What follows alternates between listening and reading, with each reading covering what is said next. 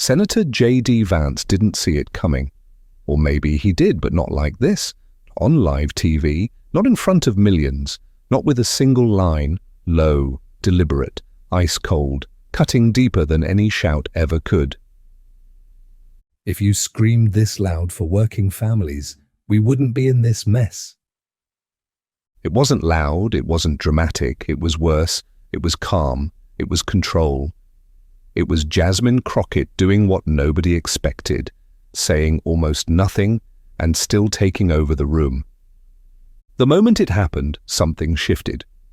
Not just in that Dallas debate studio, not just on Capitol Hill, but online, across timelines, in classrooms, in veterans' halls, in barbershops, in kitchens, in America. And suddenly the question wasn't who had the better policy points. It was who kept their composure, who cracked, who do you trust with the mic when things get loud. This is the story of how a televised policy debate turned into something else entirely, a national litmus test for leadership, character, and the culture war we pretend isn't always bubbling underneath. You clicked because you saw the title J.D. Vance versus Jasmine Crockett, the debate that became a cultural war. Well, here's the truth. Most headlines skipped. This war didn't start on the debate stage. It started in silence. Long before the cameras rolled, before the clip went viral, before the memes, the hashtags, the outrage, there was tension, quiet, pressurized, surgical. It began not with a scream, but a statistic. Congresswoman Jasmine Crockett, new, composed, underestimated, posted a 10-second clip. No graphics, no filter, just her voice and a single line that hit like a warning shot. Support isn't just a slogan, it's a vote. She was talking about veterans, but she was also talking about someone else, someone watching. Senator J.D. Vance didn't need a name drop to feel the shot. The vote she referenced, it was his. He'd voted down a veterans' mental health funding bill, citing structure. She called it a pattern. He called it posturing. In a local Ohio interview, Vance gave the kind of smile that doesn't reach the eyes. Then dropped this. There's always someone chasing headlines instead of doing the actual work. He didn't say her name, but the message was clear. I see you.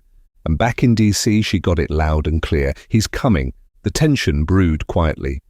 In committee meetings, interviews, floor statements, always skirting names but never intention. Then Crockett introduced a surgical amendment targeting benefit loopholes for veterans. J.D.'s name popped up on the opposition again. His office claimed technical inconsistencies.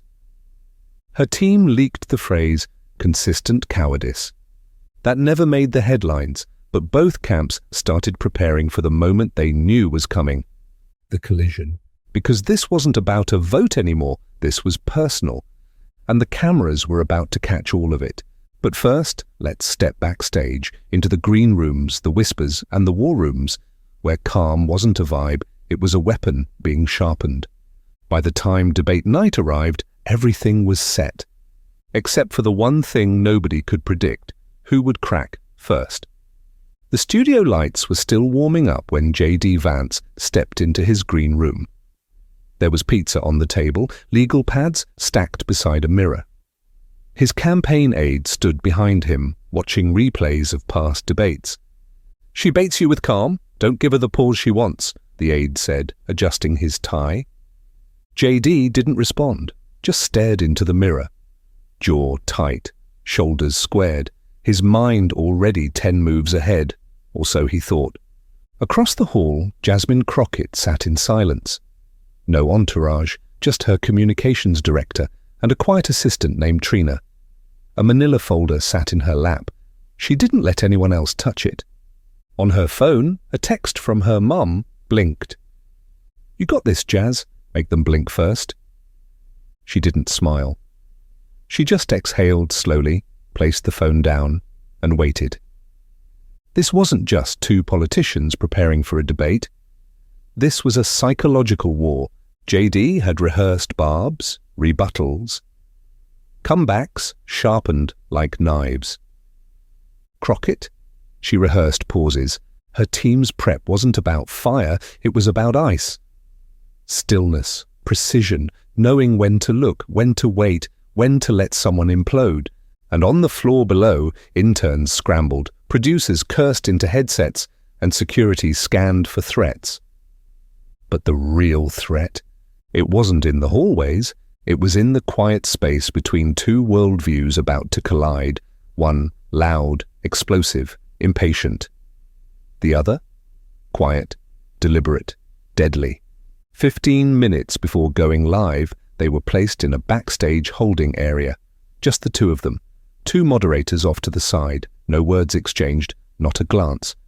Crockett stood arms folded, facing the curtain. JD kept shifting his weight, flexing his jaw like a fighter waiting for the bell. A stagehand called out, 3 minutes! JD adjusted his mic. Trina whispered in Crockett's earpiece, don't rise to his level, let him fall to yours. Copy that, Crockett murmured.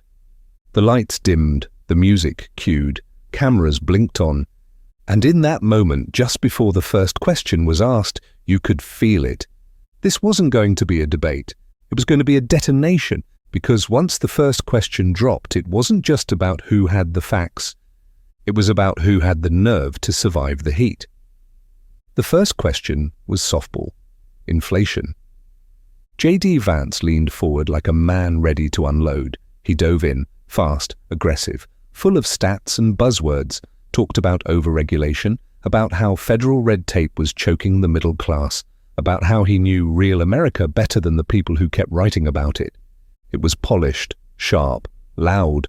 Crockett didn't flinch. When it was her turn, she didn't talk theory. She talked names, real ones, single mums, elderly folks, veterans back home whose social security checks didn't stretch past the 20th of the month. She didn't raise her voice, she didn't even raise her eyebrows, she just told stories. And the room shifted, because while Vance brought heat, Crockett brought reality.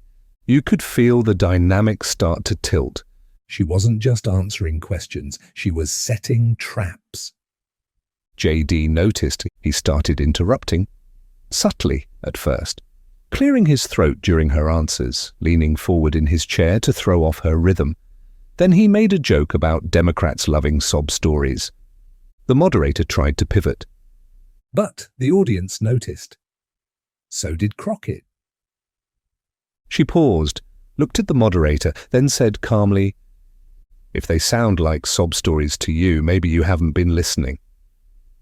There it was, the crowd murmured. JD's jaw twitched. He'd come ready to spar with a radical, but instead he found himself losing to a whisper, because nothing throws off a man who trains for war, like an opponent who doesn't swing back.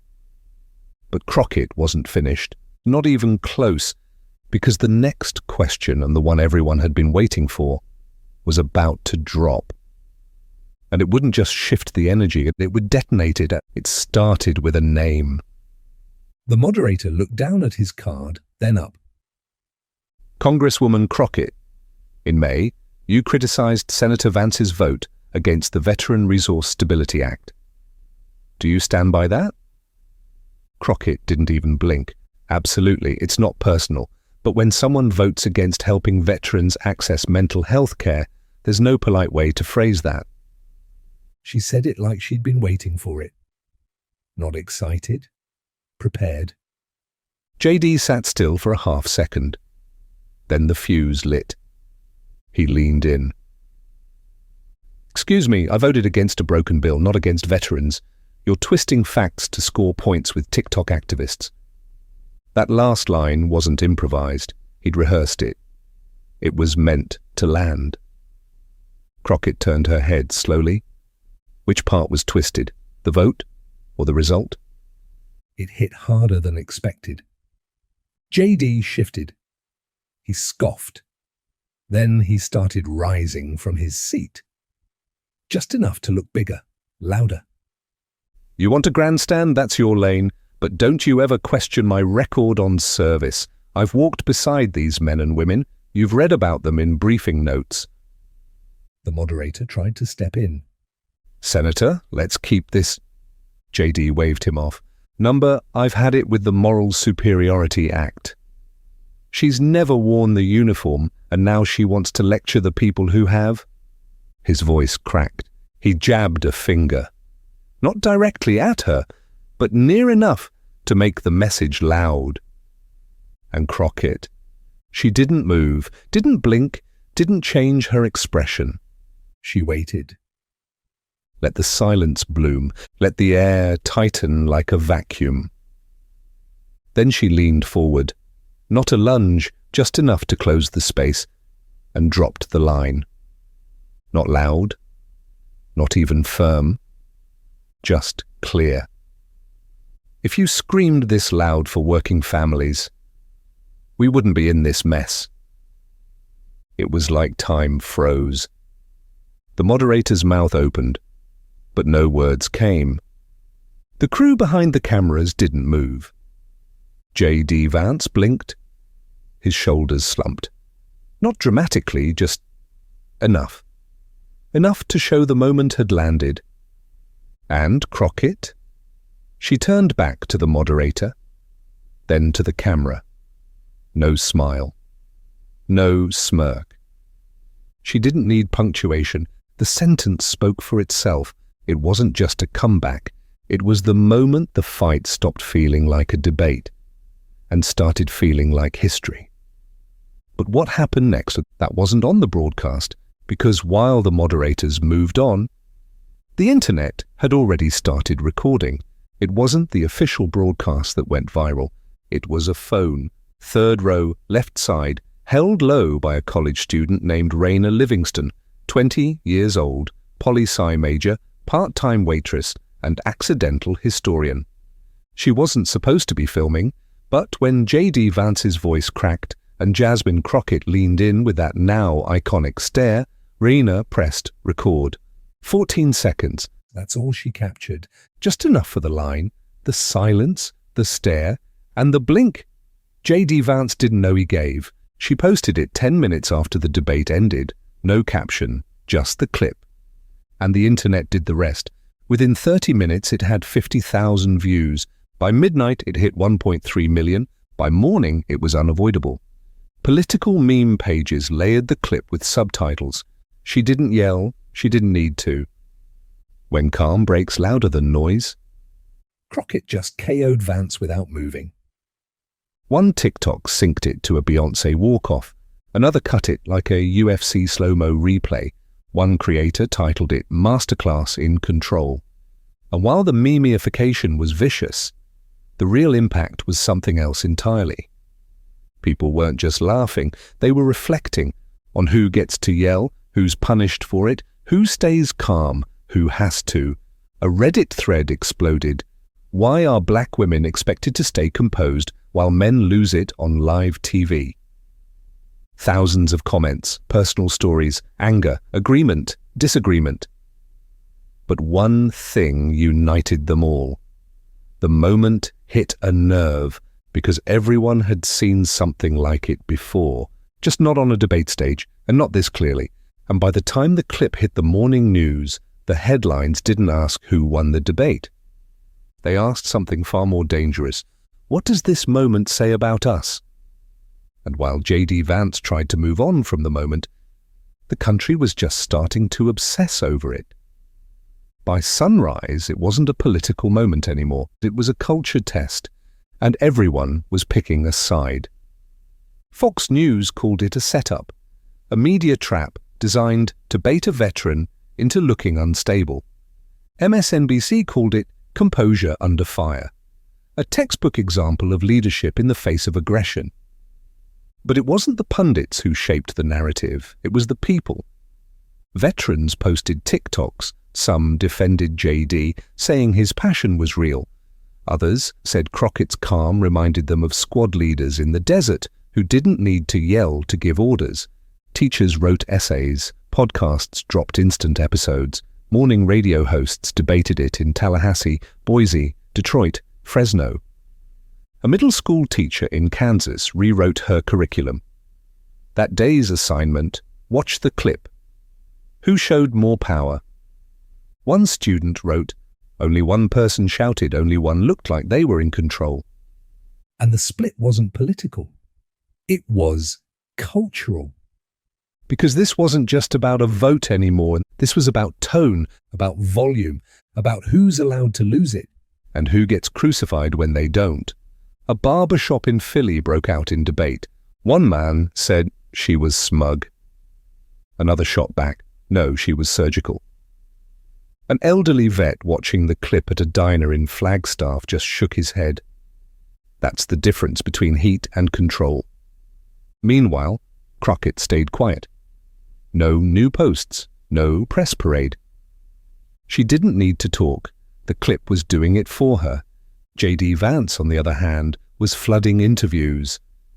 I wasn't yelling at her, I was yelling at the narrative. I'm passionate, always have been. But it didn't land, because the more he tried to clarify, the more people replayed the clip, and in every replay the same conclusion kept echoing. She didn't win the debate, she won the room, and that was just the beginning. Because what happened next wasn't about JD or Jasmine anymore. It was about everyone watching, and what it revealed about what we value in power. The clip didn't just go viral, it went atomic.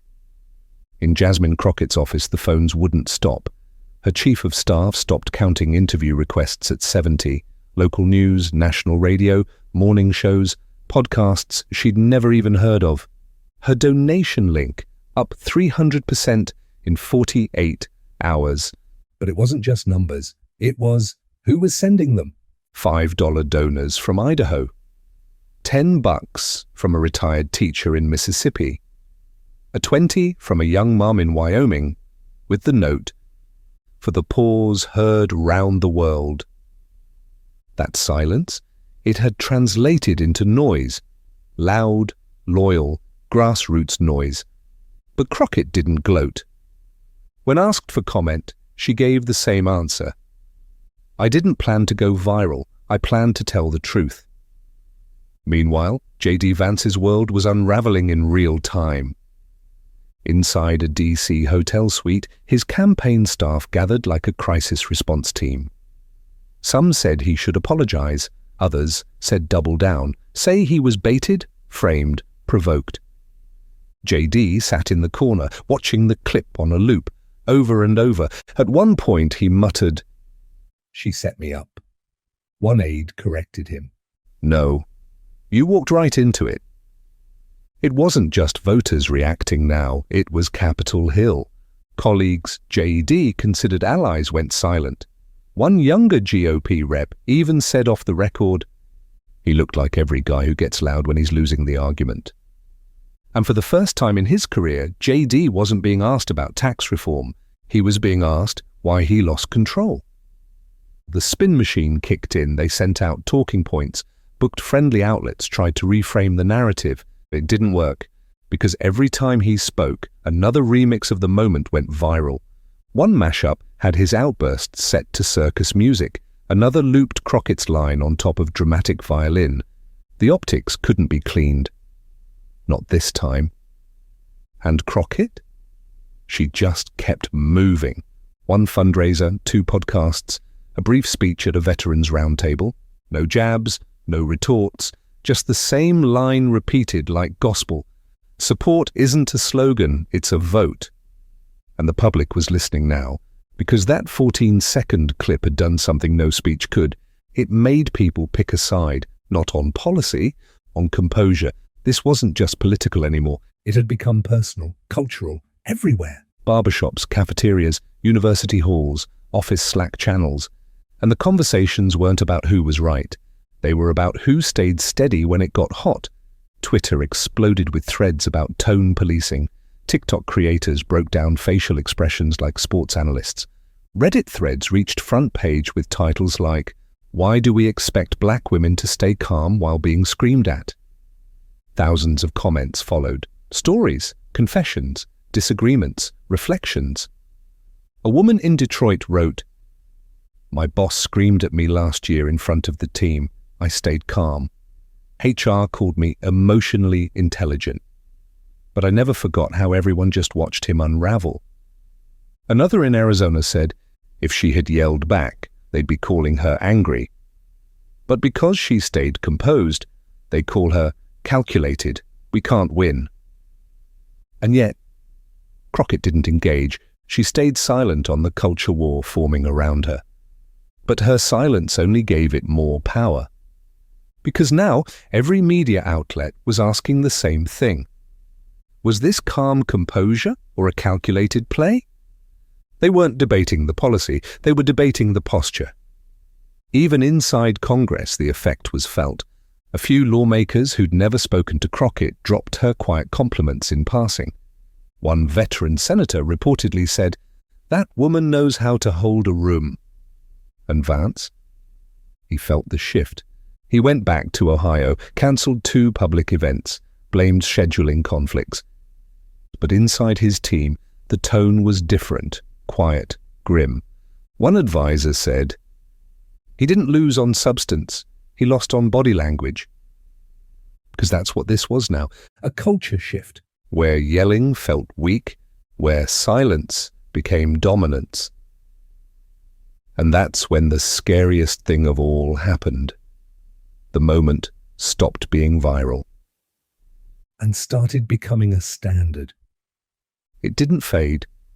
That's the part no one expected. Most political clips last a day, maybe a week. This one stuck. It became shorthand. Corporate training sessions used it under conflict resolution. Civics teachers assigned it in debate classes. Influencers referenced it in skits. Therapists used it to teach emotional regulation. One Silicon Valley startup played it during a leadership seminar. The slide underneath just read, "Don't fight the fire, control the room." Crockett didn't plan this, but now? She was the case study. Not because she beat Vance on policy, that part was forgotten. She beat him on presence. And that's what changed everything. Voters weren't just reacting to what was said, they were reacting to how it was said. Approval polls shifted. Not along party lines, along tone lines. One woman in Wisconsin tweeted, "I'm not a Democrat, but if I ever freeze under pressure, I'm channeling Jasmine Crockett." It got 70,000 likes. Even conservatives, quietly, started referencing the moment in strategy meetings, not the policy, the performance. Because it had become clear, composure isn't just a style, it's a weapon. One political strategist put it bluntly.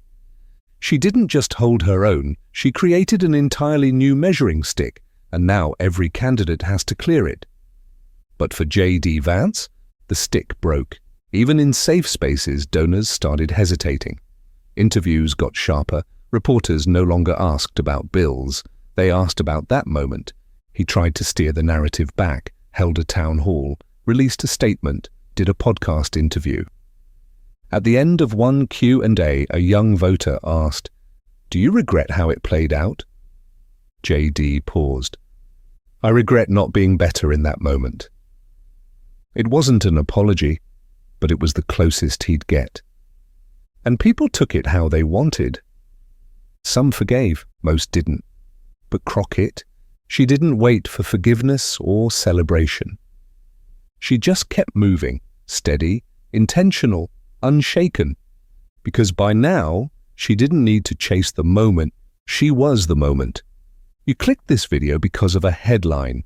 J.D. Vance vs. Jasmine Crockett, the debate that became a cultural war. And now you know that wasn't exaggeration. It was the most accurate thing anyone's written about that night. Because this wasn't just about politics, it was about how America defines power. It was about how loud men get framed as passionate and calm women get framed as manipulative. It was about how one person raised his voice to dominate, and the other weaponized silence to dismantle him, live on stage in front of millions. It was about who we trust under pressure, who we project onto, who we punish for composure, and who we excuse for chaos. The moment J.D. Vance stood up, pointed, and cracked, And Jasmine Crockett leaned in and dropped that line. If you screamed this loud for working families, we wouldn't be in this mess. It rewired something, not just in the audience, not just on Twitter, but in the country. People started watching debates differently, listening to tone, replaying body language, re-examining who wins and why. Because it turns out, power doesn't always announce itself with fire. Sometimes it waits, sometimes it holds the room without saying a word. And when it finally speaks, it delivers one sentence that ends the argument forever. That's what happened in Dallas. Not a debate. A cultural reset, hidden inside a stare, a pause, and one line the internet will never forget.